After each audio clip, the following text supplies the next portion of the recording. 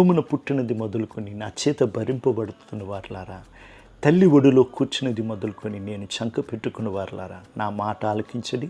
ముదిమి వచ్చే వరకు నిన్ను ఎత్తుకుని వాడను నేనే, తల వెంట్రుకలు నరిసినంత వరకు నిన్ను ఎత్తుకుని వాడను నేనే చేసి ఉన్నాను. చంక పెట్టుకుని వాడను, నేను నిన్ను ఎత్తుకొనుచు రక్షించువాడను నేనే. యెషయా గ్రంథం 46వ అధ్యాయము 3-4 వచనాల్లో ఈ యొక్క మాటను మనందరికీ దేవుడు తెలియజేస్తున్నాడు.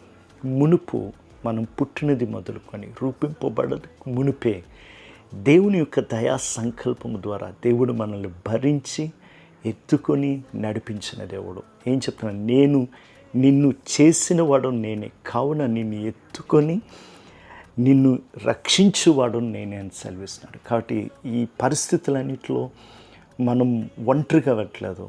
ఆయన మనల్ని ఎత్తుకొని ఉన్నాడు, ఆయన మనల్ని రక్షించేవాడై ఉన్నాడు, మనల్ని నడిపించేవాడై ఉన్నాడు. ఆమేన్.